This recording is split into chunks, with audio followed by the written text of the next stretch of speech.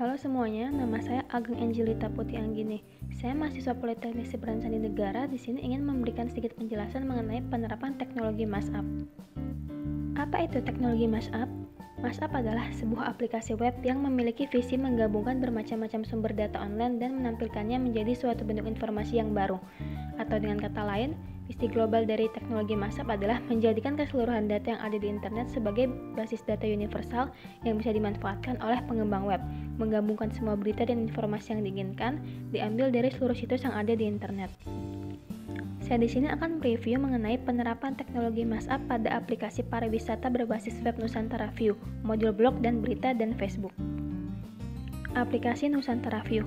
Nusantara View adalah aplikasi yang dikembangkan demi mewujudkan aplikasi katalog kepariwisataan berbasis web yang dinamis dan terintegrasi di seluruh wilayah Indonesia.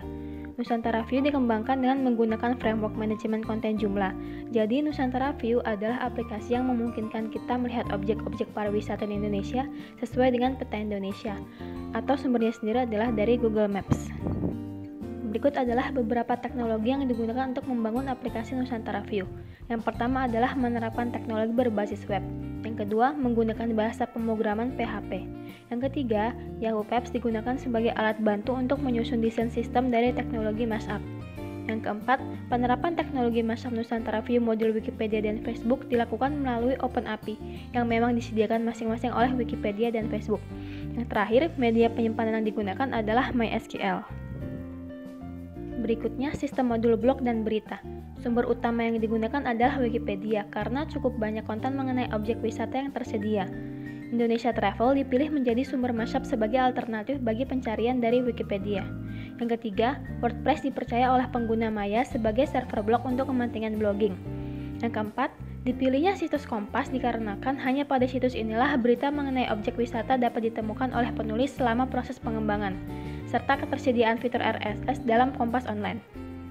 Yang terakhir, pemberian nama modul Facebook digunakan karena dalam penerapan konsepsi mashup, sumber konten atau data didapatkan atau diambil dari aplikasi yang ditanam pada situs jejaring sosial Facebook.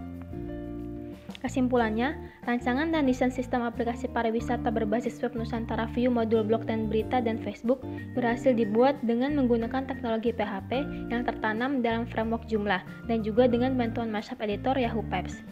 Keberhasilan penerapan teknologi mashup tersebut dapat dilihat dari fungsi-fungsi dan fitur-fitur yang ada dalam aplikasi dapat berjalan sebagaimana fungsinya, yakni fungsi pencarian data pada front-end, baik modul blog dan berita maupun modul Facebook, sehingga mampu menampilkan informasi atau ulasan serta berita-berita yang bersifat dinamis mengenai objek pariwisata Indonesia.